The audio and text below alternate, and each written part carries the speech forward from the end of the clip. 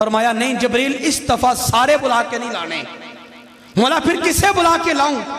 فرمایا پہلا جلسہ خاص تھا، پہلا جلسہ میری توحید کا جلسہ تھا، اس میں ہر ایک کو آنے کی دعوت تھی۔ یہ جلسہ میری توحید کا نہیں بلکہ میرے مصطفیٰ کی رسالت کا جلسہ ہے، یہ مصطفیٰ کے میلاد کا جلسہ ہے، یہ مصطفیٰ کے ذکر خیر و نعت کا جلسہ ہے۔ تو مولا پھر کسے بلا کے لاؤں؟ فرمایا ہر عام کو نہیں لانا، خاص خاص لوگوں کو بلا کے لینا ہے۔ مولا کسے بلا کے لاؤں؟ تو ہی اعلان بھی فرما دے، نام بھی بتا دے۔ فرمایا جاؤ عالم ارواح کے اندر جن جن لوگوں کے نام بتاؤں انہیں بلا کے میری بارگاہ میں لے آنا کہ مصطفیٰ کے میلاد کا جلسہ ہے، آ کے وہاں پہ شامل ہو جاؤ۔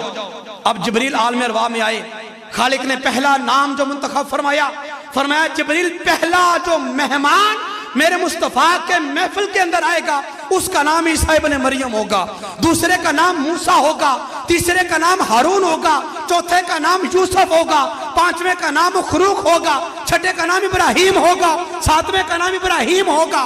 فرمایا آدم سے لے کر عیسیٰ تک جتنے نبی ہم نے نبوت کا تاج پہنا کر دنیا میں بھیجنے ہیں، صرف انبیاء کو بلا کے لے آؤ، میرے مصطفیٰ کا خاص جلسہ ہے، وہاں پہ آ کے میزبانی کریں۔ آگے صرف نبیوں کے روحوں کو بلایا گیا۔ زید عمر بکر کو پتہ ہی کوئی نہیں آج ہونے کیا لگا ہے۔ جبریل جب بلا کے لے گئے، رب نے پھر خطاب فرمایا، اب جلسہ بڑا، جس نبی کی شان بڑی، جس نبی کا نام بڑا، جس کا مقام بڑا، اس کے نام کا جلسہ بھی بڑا۔ اور رب ذوالجلال نے اس جلسے میں جو خطاب کیا وہ خطاب بھی اپنے جلسے سے بڑا کیا۔ جب تمام انبیاء کی روحیں آ گئیں، خالق کائنات نے ان سے خطاب فرمایا، رب نے اس خطاب کو پھر کلام میں بھی لکھا، فرمایا کہ وَإِذْ أَخَذَ اللَّهُ مِيثَاقَ النَّبِيِّينَ، اے میرے انبیاء کی روحو یاد رکھو، یاد رکھو، ہم تمہیں جب دنیا میں بھیجیں گے ہم تمہیں نبوتوں کے تاج پہنائیں گے، ہم تجھے رسالتوں کے تاج دے کر بھیجیں گے، ہم تمہارے ہاتھوں میں کتابیں بھی دے کر بھیجیں گے۔ مولا تیرا بڑا احسان ہوگا، تو نے اگر ہمیں نبوت کا تاج پہنایا تیرا احسان عظیم ہوگا، تو نے اگر کتاب ہدایت کے لیے دی تیرا بڑا کرم ہو جائے گا۔ تو فرمایا کرم ایسے نہیں، اس کے معاوضے میں ہم تجھ سے مانگیں گے کچھ اور وہ تمہیں دینا پڑے گا۔ باری تعالیٰ کیا مانگتے ہو؟ ہم دینے کے لیے تیار ہیں۔ تو خالق کائنات نے فرمایا انبیاء یاد رکھو، جب تم دنیا میں چلے جاؤ گے تمہارا زمانہ گزر جائے گا، تم اپنے اپنے علاقے سے ہو کے چلے جاؤ گے، ثم جاءکم رسول، پھر میرا خاص مصطفیٰ آ جائے گا، پھر تمہارے جانے کے بعد میرا خاص نبی آ جائے گا۔ مولا جب وہ آ جائے گا تو ہم نے کیا کرنا ہوگا؟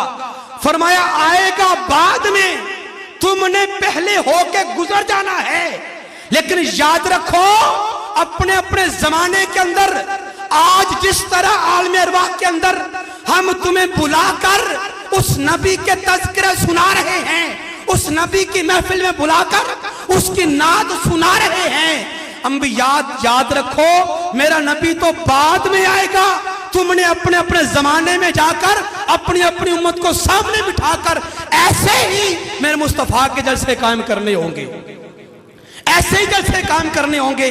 فرمایا جب میرا مصطفیٰ آ جائے گا تو لَتُؤْمِنُنَّ بِهِ، تم نے میرے نبی کو پر ایمان بھی لانا ہوگا، وَلَا تَنْصُرُنَّ، اور اس کی مدد بھی کرنی ہوگی، اس کی مدد بھی کرنی ہوگی، ایمان بھی لانا ہوگا، مدد بھی کرنی ہوگی۔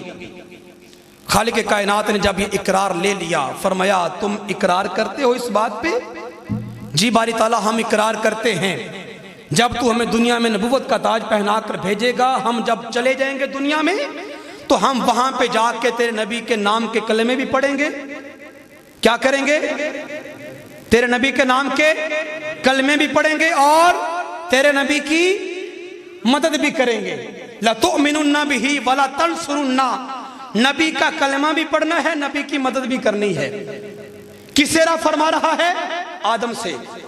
کسے فرمایا جا رہا ہے؟ ابراہیم سے، اسماعیل سے، موسیٰ سے، عیسیٰ سے، کہ کلمہ بھی پڑھنا ہے اور کیا کرنی ہے؟ مدد بھی کرنی ہے۔ اچھا کلمہ تو سب نبیوں نے پڑھ لیا، کب؟ جب مسجد اقصیٰ سرکار گئے، مسجد اقصی میں سب نے کلمہ تو پڑھ لیا. جب سرکار نے نماز پڑھائی سارے پیچھے اس امام کے کھڑے تھے اور سب نے کلمہ بھی پڑھ لیا لا الہ الا اللہ محمد رسول اللہ. ایک بات تو پوری ہو گئی, رب نے فرمایا وَلَا تَنْصُرُونَ, تم نے مدد بھی کرنی ہو گئی. اب آدم اپنے زمانے میں سرکار کی مدد کیسے کر کے گئے؟ بات یہ قابل غور ہے. ابراہیم اپنے زمانے میں مصطفیٰ کی مدد کیسے کر گئے؟ موسیٰ اپنے زمانے میں مصطفیٰ کی مدد کیسے کر گئے؟ عیسیٰ اپنے زمانے میں مصطفیٰ کی مدد کیسے کر گئے؟ رب فرماتا ہے وَلَا تَنْصُرُونَ, تم نے میرے مصطفیٰ کی مدد کرنی ہوگی. اس کا ایک ہی